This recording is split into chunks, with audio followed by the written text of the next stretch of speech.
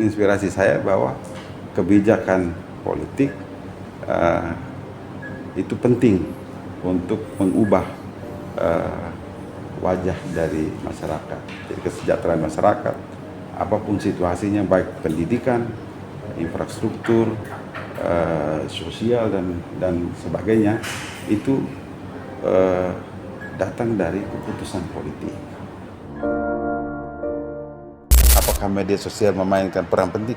Media sosial tetap memainkan peran penting, sehingga muatan kampanye saya selalu mengarah pada edukasi. Citra politik memang penting. Oke, salam untuk seluruh teman-teman dan juga salam untuk ibu dosennya. Nah, mungkin kita langsung saja untuk pertanyaan pertama ya Bapak. Pastinya sampai dengan posisi saat ini Bapak sudah melalui banyak sekali proses-prosesnya dan tentu saja ada tagline kampanye yang Bapak bangun. Nah, tagline kampanye seperti apa yang Bapak bangun sehingga ada kepercayaan dari masyarakat sehingga Bapak masih dipercaya oleh masyarakat sampai dengan saat ini? Oke, terima kasih. Pertanyaan luar biasa. Jadi tagline kampanye ini biasanya saya ambil pertama dari tagline partai. Karena bagaimanapun kita tidak boleh keluar dari tagline partai yang menjadi dasar, prinsip dan juga sekaligus bingkai perjuangan kita, yaitu tagline restorasi.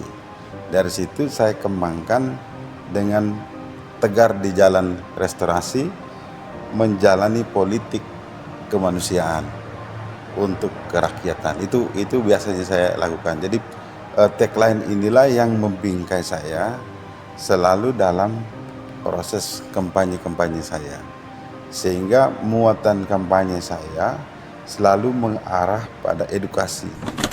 Baik Bapak. Pertanyaan kedua Bapak ini terkait citra politik. Saat ini banyak sekali politikus dengan caranya masing-masing sedang sibuk-sibuknya untuk membangun citra mereka.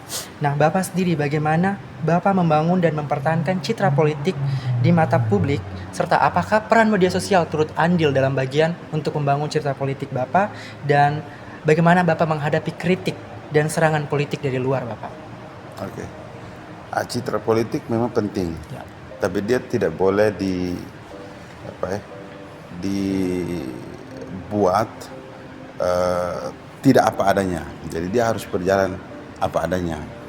Pertama, citra politik harus dibangun dari kesadaran diri sendiri, bahwa tidak ada citra yang dibentuk oleh orang lain. Kita harus membangun citra sendiri. Karena itu saya harus selalu mempertahankan pribadi saya sebagai politisi yang cerdas. Saya harus menunjukkan kecerdasan saya, lalu kemudian membangun ketahanan diri supaya kita semakin matang mengelola emosi kita, lalu juga bisa tahan dari ego kita berhadapan dengan sekian banyak persoalan dan juga banyak orang, sehingga kita tetap rendah hati. Dengan itu kita bisa jadi bijaksana. Karena itu tanya tadi bahwa apakah media sosial memainkan peran penting? Media sosial tetap memainkan peran penting. Tidak ada gunanya kita membangun citra politik sebagai politisi, lalu kita tidak menggunakan media sosial untuk mensosialisasikan ini. Kecuali kita seorang akademisi yang tidak punya ambisi politik. Kita juga punya ambisi politik. Supaya dipilih, ya untuk dipilih orang harus kenal dulu, baru orang suka, baru orang pilih. Gitu. Ada seorang pencetus teori namanya Daniel Katz dalam bukunya Nemo tahun 1989. Dia menjelaskan bahwa politikus sendiri dibagi dalam dua jenis Bapak. Yang pertama ada politikus ideolog dan politikus partisipan. Politikus ideolog sendiri adalah politikus yang dalam proses politiknya mengorientasikan perjuangannya untuk kepentingan bersama dan publik. Dan untuk politikus partisipan sendiri adalah politikus yang dalam proses politiknya memperjuangkan kelompok-kelompoknya sendiri. Nah, bagaimana Bapak mengambil peran dalam dua jenis politikus ini, Bapak? Ya, dua jenis itu baik dalam posisi masing-masing. Gitu. Posisi yang pertama yaitu politisi ideolog. Dia membangun citra dirinya, memperjuangkan untuk kepentingan masyarakat secara umum. Lalu dalam posisi yang kedua itu dia memperjuangkan kelompok-kelompoknya. Itu tidak salah. Yang penting bahwa perjuangan dia untuk kelompoknya itu betul-betul perjuangan untuk memenuhi kebutuhan dasar mereka. Di sini juga kan kita bisa masuk ke orang sebut dengan politik identitas. Politik identitas itu bukan soal kau memperjuangkan agama, etnis, apa tidak. Tetapi bahwa ada identitas tertentu yang kalau dia tidak berada pada posisi yang menguntungkan harus diperjuangkan.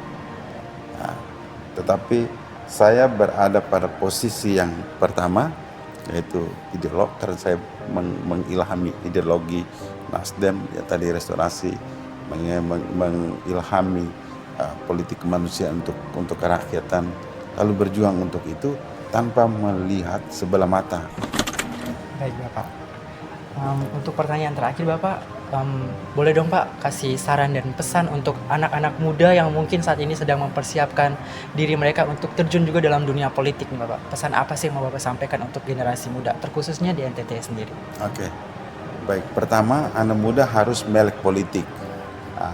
Tidak boleh menganggap politik itu sebagai sesuatu yang jauh, yang kotor, yang harus dihindari, jangan. Yang kedua, dia harus juga mulai mempersiapkan dirinya untuk mencapai masa depannya. Dia harus punya mimpi, seperti yang saya sampaikan ke lalu kan. Anak muda harus punya mimpi. Jadi beda antara orang muda dan orang tua itu cuma dua hal saja. Orang muda punya masa depan, orang tua punya masa lalu. Setelah mimpi, kita membangun sistem. Jadi memanage bagaimana supaya mimpi kita ini bisa dicapai. Yang terakhir, belajar yang sungguh-sungguh sekarang apabila dia sedang kuliah. Jangan lupa berorganisasi, baik intra kampus maupun ekstra kampus. Oke baik Pak, kurang lebih semua pertanyaan sudah dijawab. Terima kasih banyak Bapak untuk semua pertanyaannya. Tim kami mengucapkan banyak terima kasih. Saya mewakili teman-teman yang tidak sempat hadir di minggu lalu sudah hadir, mengucapkan banyak terima kasih atas privilege yang Bapak sudah berikan kepada kami untuk kedua kalinya datang untuk bisa wawancara dengan Bapak. Oke. Saya juga mengucapkan terima kasih baik, untuk kamu semua dan juga minta maaf karena harus menunggu. Kan saya punya kesibukan, tapi saya gitu. Oke, salam untuk seluruh teman-teman dan juga salam untuk ibu dosennya. Iya.